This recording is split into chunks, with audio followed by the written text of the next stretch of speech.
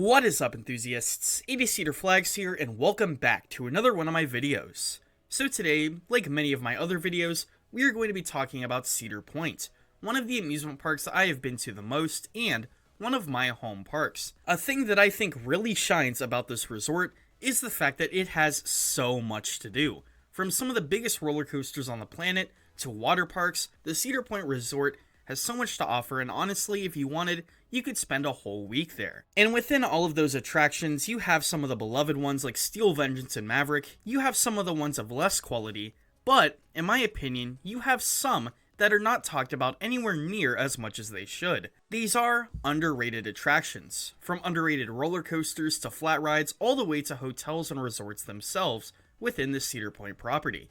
Today, we are going to be talking about some underrated attractions found at this resort. Now, all of this is my personal opinion, and all of this comes from my personal experience. I have gotten the pleasure to experience every single one of these, and I have to say that I truly believe that these should be talked about more. So, without further ado, let's get right into it. This is Cedar Flags, and today, we are going to be talking about Cedar Point's most underrated attractions. So, to start off this video, we are going to be starting with a roller coaster, but not just any roller coaster. This is Blue Streak, Cedar Point's oldest operating roller coaster.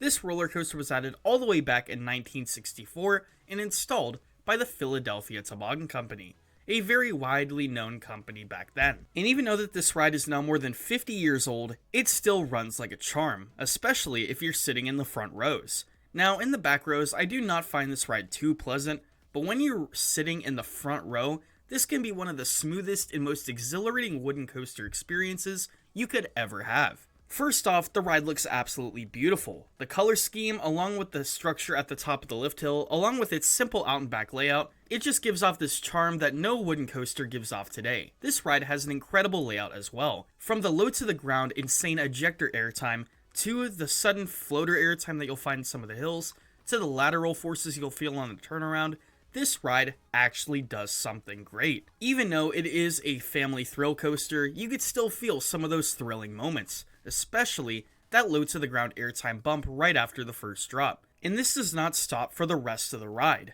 This is one of my favorite rides by PTC, and I hope that this coaster is here for another 50 years to come. Up next, we go to not a roller coaster, but a different kind of ride that is found in the park, and was pretty revolutionary for Cedar Point. This is the Snake River Expedition ride.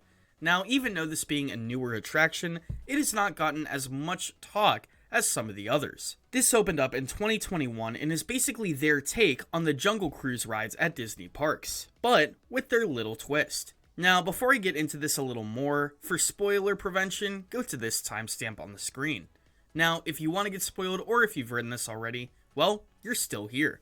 So this ride starts off with an amazing pre-show, and I mean any pre-show at Cedar Point is pretty incredible. And after that pre-show, you end up in this whole different environment that you wouldn't see beyond the queue. You step into a boat and you have a whole journey ahead of you.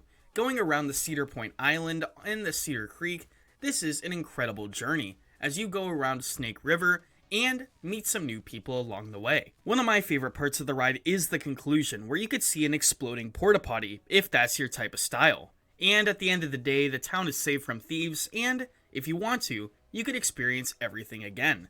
The exceptional theming of this ride and its long duration definitely puts it as a must-do if you're going to this park for the first time. And even though it's snuggled up right in between some of the greatest roller coasters on Earth, I don't think it should be forgotten one bit. Up next, we go to our next coaster, and we are talking about Gemini, the aero hybrid coaster from the late 1970s. Oh my goodness, this has got to be one of the most underrated roller coasters I have ever been on, period. Now, take everything I said about Blue Streak, but tenfold. This ride, unlike Blue Streak, is honestly an elite world-class aero. This ride has got to be one of my favorites in the park overall, overrated or underrated. And why is that? Well, especially if you're sitting in the back, you are going to get some of the best ejector airtime you could find in the park. Getting carried over that first drop, being flung out of your seat, and feeling your stomach drop even as a veteran enthusiast, this has got to be a very unique experience. The ride does not tame up there, as there are many moments, especially one of my favorite airtime moments of all time, the Head Chopper Hill, where if you're sitting in the back row, you will feel yourself slowly lifting out of your seat until you eventually slam back into that seat once again.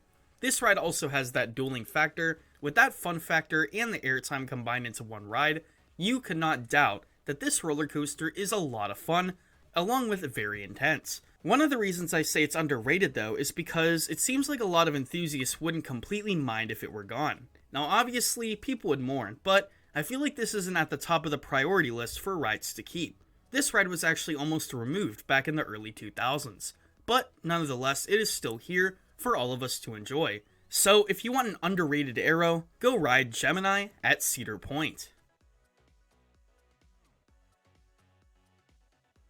Now, I want to talk about a certain flat ride located in the middle of the park, and even though it's been an icon for the park's skyline, not a lot of enthusiasts have recognized its actual thrill.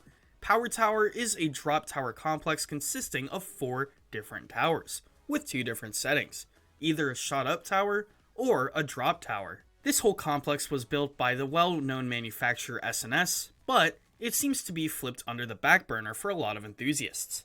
They just see it as another flat ride and decide to skip it. But every time I come to Cedar Point, I make sure, assuming the line is short, to get on one of these rides, whether it be the shot up experience, where you will unexpectedly be shot up to the sky, going over 60 miles an hour and experiencing great positive G's, or the other side of the tower, the drop side, where you will get slowly lifted up until you're at the top for a few seconds and then unexpectedly drop. Overall, Power Tower is one of my favorite drop towers, as it gives you a choice, a thrill, and a great view of the surrounding park.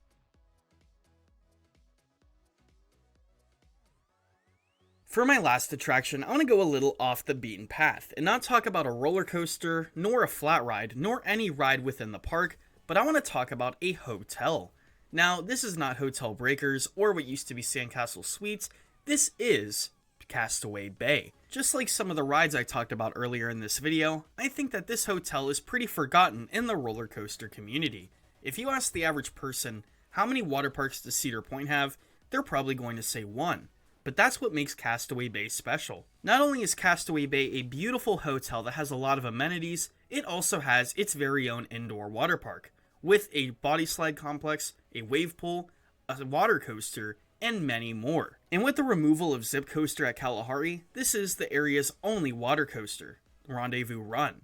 This water park, even though it isn't the biggest, is a great complement to Cedar Point.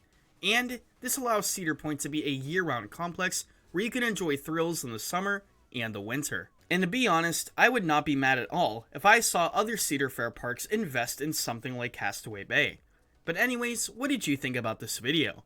If you've been to Cedar Point, tell me your most underrated attractions at the park. And maybe if this video gets enough likes and comments, I might do a most overrated or worthless attractions at Cedar Point. Let me know in the comments below. Anyways, until next time, like, comment, and subscribe, and click the link in the description for social media accounts and my merch store. This is Cedar Flags, and I'll see you all later.